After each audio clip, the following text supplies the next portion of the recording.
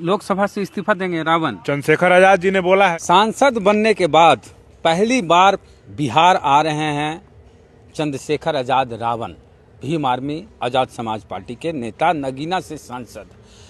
क्यों आ रहे हैं, क्या है पूरा मामला, क्या करेंगे बिहार आके? हमारे साथ हैं बिहार के सबसे बड़े युवा दलित चेहरा अमर ज्योति, जो कि भीम आर्मी बिहार के प्रदेश अध्यक्ष है, यानी बिहार भीम आर्मी के मुखिया हैं अमर ज्योति जी। चंद्रशेखर आजाद रावण कई बार बिहार आए, बिहार के अलग अलग क्षेत्रों में गए, पटना आ रहे हैं, अब बड़ी सभा करने वाले हैं। कब आ रहे हैं और क्यों आ रहे हैं?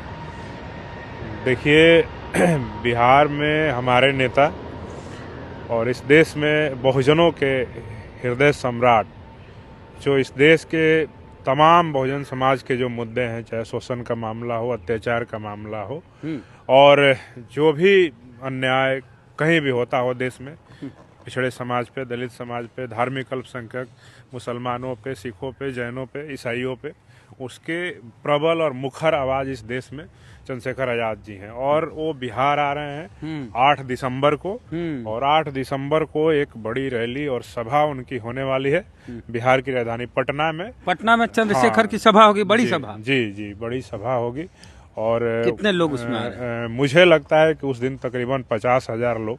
50,000 लोग? जी, 50,000 लोग मुझे लगता है कि जो कार्यक्रम, प्रोग्राम कहाँ? प्रोग्राम का स्थल 1-2 दिन में डिसाइड हो जाएगा, लेकिन समय और डेट तय हो गया है कि 8 दिसंबर को आएंगे और एक बड़ा कार्यक्रम होगा। समय बहुत ज्यादा नहीं है, अगर जगह नहीं बताइएगा। नहीं, हो जाएगा, परमिशन का सब कुछ फॉर्मेलिटीज हो गया है। चल रही है बात चल रही है कि मिलर हाई स्कूल मैदान में होगा, मतलब बीजेपी ऑफिस के सामने। जी, भाजपा, आरजेडी ऑफिस के सामने, जदयू, राजद और तमाम जो कार्यालय हैं उन सब के सामने हम लोग का जो ग्राउंड है उसमें कार्यक्रम हम लोग का होना। मतलब कि नीतीश कुमार की पार्टी के ऑफिस के बगल में, और राजद यानी लालू यादव के पार्टी के सामने, और भाजपा पार्टी ऑफिस के सामने चंद्रशेखर आजाद रावण 50,000 दलित पिछड़ों के साथ सभा करेंगे। जी, और अपने जो बिहार में तमाम मामले हुए हैं अब तक, जितने भी दलित समाज पे शोषण, अत्याचार, अन्याय हुआ है, जिसमें प्रशासन, शासन के लोग कमजोरों को न्याय दिलाने में विफल रहे हैं और सरकार भी उस पर चुप्पी साधी हुई है। अरे रावण तो देखते हैं कि कह रहे हैं कि मैं आपकी नौकरी खा जाऊंगा, पुलिस अफसर के सामने जाके वीडियो वायरल हो रहा है। हाँ, वो मामला था, वो हमारे कुछ कार्यकर्ताओं के साथ पुलिस के लोग बदतमीजी कर रहे थे। और अभी देख रहे हैं ना आप, उत्तर प्रदेश में जब उपचुनाव हो रहा है, कल मीरापुर में गोलीबारी हुई, उस मीरापुर में जहां हमारा प्रत्याशी जो है काफी मजबूत स्थिति में है, और वहां पे एक दलित समाज की लड़की को मार दी गई, हत्या हो गई, और वहाँ पे दलित समाज के, मुस्लिम समाज के लोगों को वोट करने से रोका गया उत्तर प्रदेश के प्रशासन के द्वारा। तो मुझे लगता है कि चंद्रशेखर आजाद जी को अपनी बात इसी मजबूती के साथ शासन और प्रशासन के जो पदाधिकारी हैं उनके सामने रखना पड़ेगा, और इसलिए ही रखते हैं कि ताकि हमारे समाज के लोगों को डराने का प्रयास नहीं करें। अच्छा, पटना में क्यों आ रहे हैं आप लोग? देखिए, पटना में हमारा ये, चूंकि जब से हमारे नेता चंद्रशेखर आजाद जी सांसद बने हैं, अब तक उनका बिहार की राजधानी पटना में, या बिहार में जब से एमपी बने हैं, उनका कोई कार्यक्रम नहीं हुआ है। तो ये संगठन का एक मतलब कि एक साल में एक जो कार्यक्रम होता है, उस तरह का एक रूटीन कार्यक्रम भी है। और हमारे कार्यकर्ताओं का और पूरे बिहार के जो बहुजन समाज के, अनुसूचित जाति जनजाति समाज के जो लोग हैं, पिछड़े समाज के लोग, मुस्लिम समाज के लोग, उन सबके आग्रह पे, विशेष आग्रह पे उन्होंने समय दिया है कि 8 दिसंबर को मैं आऊँगा और सारे लोगों से आ करके मैं। अच्छा, एक सवाल ये है कि अगले साल बिहार में विधानसभा का चुनाव है, बड़ा चुनाव है, तो क्या भीम आर्मी का, आजाद समाज पार्टी का गठबंधन तेजस्वी यादव की पार्टी आरजेडी या कांग्रेस के साथ होनी है? देखिए, मैं आपको बता देता हूँ, गठबंधन की बात है तो मैं पहले बता दूं कि हमारी पार्टी गठबंधन के भरोसे और गठबंधन पे हम लोग अब विश्वास बहुत ज़्यादा कर नहीं रहे, क्योंकि जो विपक्ष है वो खुद ही नहीं चाहता है कि भाजपा को हराएं और सत्ता में आए। इनकी मंशा ही नहीं है कि सत्ता में आना है। तो हम लोग का बहुत अच्छा अनुभव नहीं रहा है गठबंधन को लेकर के। उत्तर प्रदेश में जिस प्रकार से वहाँ पे धोखा दिया गया और बरगला करके रखा गया, और फिर भी हम लोगों ने वहाँ पे नगीना में, जब पूरे देश के लोग सरसरी निगाहों से देख रहे थे कि नगीना में चंद्रशेखर आजाद की हालत फिर से वहीं गोरखपुर में जो हुई थी वहीं हो जाएगी, लेकिन मैं आपको बता रहा हूँ कि संघर्ष को जो समाज है, जब देखता है निगाहों से तो उसे लगता है कि नहीं 10 वर्षों में अगर किसी ने इस देश में सच मायने में संघर्ष किया है, और मैं आपको चैनल के माध्यम से दावे के साथ कहता हूं कि चंद्रशेखर आजाद इस देश के बहुजन समाज के एकमात्र नेता हैं जो देश के किसी भी राज्य के किसी कोने में जाके कार्यक्रम कर दें, और जितनी बड़ी सभा चंद्रशेखर आजाद कर सकते हैं उतनी बड़ी सभा कोई भी बहुजन समाज का नेता इतनी बड़ा सभा देश के किसी भी राज्य में नहीं कर सकता। बहुजन समाज का नहीं कर सकता, लेकिन ब्राह्मण समाज का तो कर सकता है प्रशांत किशोर। बिल्कुल नहीं कर सकता है। प्रशांत किशोर की क्या बात कर रहे हैं भाई, वो तो हमको लगता है कभी कभी को इवेंट कंपनी के ऑर्गेनाइजर हैं, और हमेशा तो उनका काम इस चुनाव के पहले बिहार में उनकी पार्टी बनाने से पहले उनका काम तो इवेंट कंपनी का था। अब अगर आपकी शादी है तो आप बुलाएं कि भैया हमारे यहाँ टेंट लगाना है, पंडाल लगाना है, न्योता देने वाला काम वो करते थे। हाँ, तो वही वो करते थे, और सारा व्यवस्थापक थे चुनाव के। तो व्यवस्थापक नेता नहीं हो सकते हैं, और वो पैसे कमाए, उनको पता है मुझे कि ममता दलित समाज को बना दिया अध्यक्ष, दलित समाज को कार्यकारी अध्यक्ष बनाया। हम मनोज भारती जी, हम आपसे सवाल पूछते हैं, दलित समाज के मनोज भारती जी हैं, हमारी उनके साथ सहानुभूति है, लेकिन मैं कहना चाहता हूं कि मनोज भारती जी का प्रशांत किशोर जी की पार्टी के किसी भी बैनर में, किसी भी फोटो में, किसी भी स्टिकर में जो गाड़ियां अब जन स्वराज की घूम रही है प्रशांत किशोर पर उसमें मनोज भारती की फोटो नहीं है, और उन्होंने कार्यकारी अध्यक्ष बनाया। इससे सीधे तौर पे सिद्ध हो रहा है कि वो उनको मतलब नाम पे चेहराधिकार के इस्तेमाल करके दलितों का वोट ठगने के लिए उनको एक चेहरा बना करके उनको फिर हटा देंगे। अच्छा, एक चीज आप जो बोले तेजस्वी यादव के बारे में, एक वो कहावत हम लोग की तरफ है कि सड़ गल जाए लेकिन गोतिया नहीं खाए।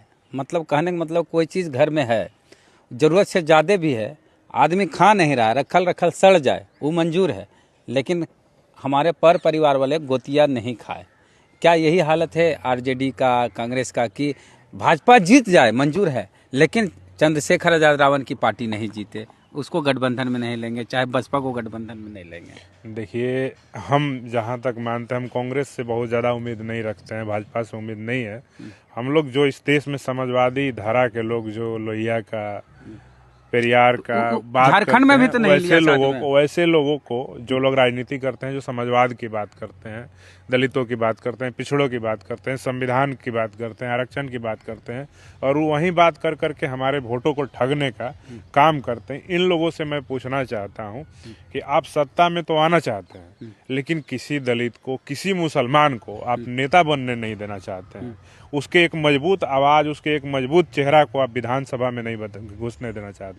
बिहार में 14-15 विधायक महागठबंधन के SC/ST समाज के हैं, लेकिन हमको आप बता दीजिए कि जितने वर्षों से 2020 के बाद से 4 वर्ष में कोई एक इंडिया गठबंधन का MLA या MP किसी भी दलित मामले पे बिहार का, चाहे उत्तर प्रदेश का, भीम आर्मी, चंद्रशेखर आजाद, उनके कार्यकर्ताओं और आजाद समाज पार्टी से ज्यादा मजबूती से अगर किसी ने दलित समाज का, पिछड़े समाज का, मुस्लिम समाज का, पूरे बहुजन समाज की बात को मुखरता से रखा है तो एक नाम बता दीजिए। सतीश दास। तो ये क्या बात कर रहे हैं, हम बताएं? एक मामला है, उनके क्षेत्र का मामला है, हमारे बड़े भाई बड़ा आदर करते हैं उनका, हमारे समाज के हिस्सा है वो।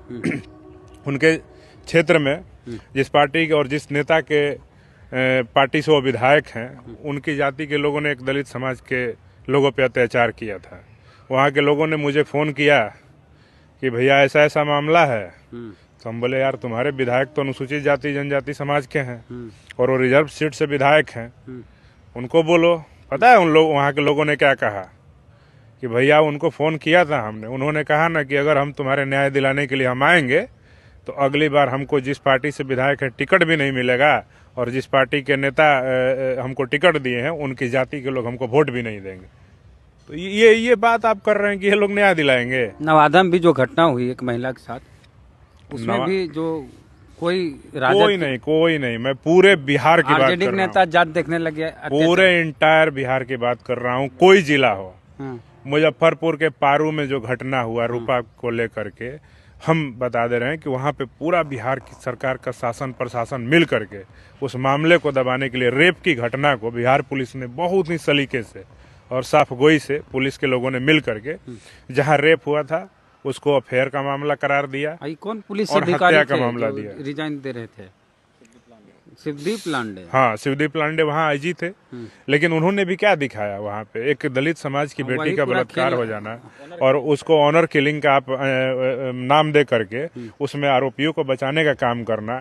और पारू में जो विपक्ष के नेता हैं उनका भी कोई मजबूत बयान नहीं आया उस पे, उन्होंने कभी मिलने का प्रयास नहीं किया। वहाँ पे उनकी जाति के लोगों ने उपद्रव मचाया और वहाँ पे दलितों को बेघर करने के लिए मजबूर किया। आज उस गांव में लोग हो रहे हैं तो दलितों की ही बात हो जाए। दलित, एक वक्त था कि भीम आर्मी के नाम पर हर जगह पदाधिकारी बहुत अच्छा रिस्पांस देते थे और सुनते थे। अगर भीम आर्मी का कोई कार्यकर्ता भी चल जाता था किसी का काम लेके, जेन्युइन काम, तो काम होता था। बाद के दिनों में ऐसा हुआ कि पदाधिकारी वैल्यू नहीं दे रहे, भीम आर्मी कार्यकर्ता को भगा दे रहे हैं इधर उधर। देखिए, मैं पहले क्या अब का था, मामला अलग हुआ। पहले क्या था, बीच में क्या हुआ, हम उस पे नहीं जाएंगे। लेकिन मैं जितना दिन से भीम आर्मी में कार्य कर रहा हूँ, बिहार पुलिस का कोई भी पदाधिकारी हो, चाहे वो डीजीपी साहब ही क्यों नहीं हो बिहार के, मैंने अभी किसी भी मामले में प्रशासन को फोन किया है तो मैंने अभी तक नहीं देखा है ना कि किसी शासन प्रशासन के अधिकारी, पदाधिकारी, थानेदार, पुलिस अधीक्षक, डीएसपी अगर भीम आर्मी के कार्यकर्ता को या दलित समाज के जो भीम आर्मी का गमछा लेकर के चले जाता है उसको धमकाने का काम करते हैं। धमकाने वालों को मैंने स्पष्ट कह दिया अपने पदाधिकारी और कार्यकर्ताओं को कि जो पुलिस पदाधिकारी भीम आर्मी को और जो भी कोई भी प्रशासनिक पदाधिकारी अगर भीम आर्मी के लोगों से बदतमीजी करेगा और वो हमारे लोगों के सम्मान के साथ खेलने का प्रयास करेगा तो हम भीम आर्मी के लोग हैं, हमारा डंडा और झंडा दोनों मजबूत है। और शासन प्रशासन के लोग कान खोल करके सुन ले, हमारे समाज के ऊपर शोषण, अत्याचार, अन्याय को तो तुम रोक नहीं पा रहे हो। और जो संवैधानिक दायरे में रह करके भारत के संविधान को मानने वाले लोग जो अपने समाज के न्याय के लिए लड़ाई लड़ते हैं उनको अगर तुम डराने का प्रयास करोगे तो भीम आर्मी उन पदाधिकारियों का ईंट से ईंट बजा देगी। मैं कह देता हूं कि कान खोल करके इन पदाधिकारियों को ये बात जान लेना चाहिए और समझ लेना चाहिए कि बिहार के किसी भी भीम आर्मी के पदाधिकारी कार्यकर्ता को अगर डराने का और धमकाने का प्रयास हुआ तो फिर हम हिसाब करेंगे और ऐसा हिसाब करेंगे कि फिर उन पदाधिकारी को आजीवन याद रहेगा। याद है। अच्छा, एक बिहार का सवाल ले लेते हैं। अभी चाचा भतीजे में तू में हो रही। चाचा मतलब पशुपति चाचा और भतीजा मतलब चिराग पासवान। एक बहुत बवाल हो रहा है दोनों। बहुत, एक तो आवास खाली करवा दिया गया चाचा का और चाचा के बारे में चिराग कह रहे हैं कि वो तो कभी एनडीए में थे ही नहीं, अलग होने की क्या बात है। अब दोनों दिन से बात को लेके बात वाली लड़ाई हो रही, बाकी युद्ध हो रहा है। देखिए, हम इन दोनों का परिवार का मामला है, परिवार का मामला घर में बैठ के सुलझाना चाहिए।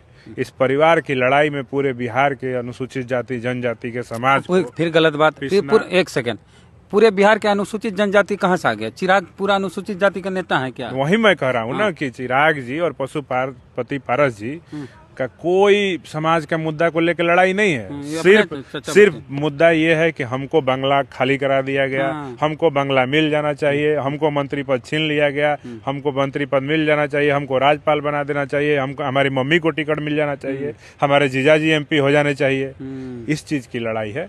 बाकी बिहार में मैं पूछता हूँ ना कि जब से मंत्री बने हैं, केंद्रीय मंत्री बने हैं, उसके पहले मंत्री बनने से पहले भाजपा को रिझाने के लिए, मोदी जी को अपने जाल में फंसाने के लिए, अपने टिकट बढ़ाने के लिए और टिकट के सौदेबाजी करने के लिए बिहार में बहुत नौटंकी चला। ठीक है, लेकिन मैं पूछता हूं कि बिहार में पारू जैसा घटना हुआ, नवादा में कुल्हाड़ी से महिला को वो कर दिया गया, उसकी जान ले ली गई मार करके। इसके बाद उसी नवादा में जिस समाज से आते हैं, जिन नेताओं का बात कर रहे हैं, उनकी जमीनों पे आप जिसके लिए नवादा में वोट मांग रहे थे, उनकी जाति के जिसको सांसद आपने नवादा का बनाया है, उसकी जाति के लोगों ने वहां पे पासवानों के जमीनों पे कब्जा कर लिया। उनके लिए लड़ने के लिए आप नहीं गए हैं। ये पेरिस जाते हैं। हाँ, तो अब कहीं भी जाए हमको उससे मतलब नहीं है। बहुत पैसा है, कितना वो मंत्री रह करके कमाए, हमको उससे क्या लाभ है। हमारा मुद्दा ये है कि बिहार के अनुसूचित जाति जनजाति समाज पे शोषण, अत्याचार, अन्याय हो रहा है। और अगर अन्याय अत्याचार हो रहा है, अखबार में भी छप रहा है, यूट्यूब पे भी चल रहा है, सोशल मीडिया न्यूज में भी चल रहा है, और ये देख करके अगर आप आंख मूंद करके बैठे हुए हैं तो धिक्कार है ऐसे मंत्री पद पे। कहते थे ना अभी मैं 1 महीने पहले का एक बयान देखा कि बिहार में उन्होंने एक बड़ा उनकी पार्टी का कोई हॉल में कार्यक्रम था जिसमें उन्होंने कहा कि दलित समाज के सम्मान और स्वाभिमान पे अगर खतरा होगा, आरक्षण पे खतरा होगा तो मैं पद को लात मार दूंगा। कहे थे ना। हरियाणा का चुनाव का रिजल्ट आया किसके फेवर में? भाजपा के फेवर में आया ना। मुख्यमंत्री कौन बने वहाँ? नायब सैनी बने ना। मुख्यमंत्री बनते ही अगले दिन उनका आदेश आया कि हरियाणा पहला राज्य होगा जो वर्गीकरण लागू करेगा, और उन्होंने सारे अपने सामान्य प्रशासन विभाग के माध्यम से सारे विभागों को आदेश जारी कराया कि वर्गीकरण स्टार्ट कर दो, उपवर्गीकरण स्टार्ट कर दो। तो हम पूछना चाहते हैं कि समाज को ठगना बंद करना चाहिए ऐसे नेताओं को, और अपने आईना कुछ बोलने से पहले सोचना चाहिए। या तो इस्तीफा दे दीजिए, और नहीं तो मंत्री पद पे बने हैं तो उसके लिए माफी मांग लीजिए। 2 बड़े चेहरे हैं दलित समाज से, एक चिराग एक रावण। कौन बड़ा नेता है दलित समाज का? बड़ा नेता कौन? आप तो बोलिएगा रावण। तर्क दीजिए। देखिए दलित पैदा हो जाना, दलित नेता हो जाना नहीं हो जाता है, ठीक है। आप दलित पिता के पुत्र हो सकते हैं, लेकिन दलित समाज का आप नेता होने में बहुत फर्क है। आप पूरे देश में आप ओपिनियन करवा लीजिए, मैं कुछ भी नहीं कहूँगा। मैं पूछ रहा हूँ सवाल, SC/ST एक्ट पे चिराग पासवान जी समाज के साथ थे या भाजपा के साथ थे? भाजपा के साथ रहे हैं, भाजपा के साथ थे। हर मामले में वर्गीकरण, हर मामले में भाजपा के साथ रहे, कानून रहे नहीं रहे, सारे आरक्षण मामले। रहे, क्या मतलब? अन्याय अत्याचार पे सरकार का बचाव करते हैं। कांग्रेस की जब सरकार थी, हनुमान है मोदी तब क्या? हाँ, तो सीधे तौर पे अब इसी से प्रतीत हो जाता है कि चंद्रशेखर आजाद हर दिन अपने समाज पे हो रहे शोषण, अत्याचार, अन्याय पे बात रखते हैं। और अभी उन्होंने कल मैं सुन रहा था कि उन्होंने एक उत्तर प्रदेश में चुनाव में बयान दिया है कि मैं 24 तारीख से सदन चालू हो रहा है, उस दिन जब जाऊंगा तो देश भर में जितने भी दलित समाज पे मामले हुए हैं अत्याचार अन्याय का, उसको लेकर के सदन में मैं बात रखूंगा और सरकार से सवाल पूछूंगा कि इनको न्याय कब मिलेगा। अगर सरकार सक्षम होकर के उसका जवाब देने में हिचकिचाएगी तो मैं इस्तीफा भी दे दूंगा। हाँ। इतना बड़ा बात चंद्रशेखर आजाद जी ने कहा है। अगर किसी इस देश के 131 SC/ST सांसदों में कुबत है तो बोले 131 में लोकसभा से इस्तीफा देंगे रावण। चंद्रशेखर आजाद जी ने बोला है।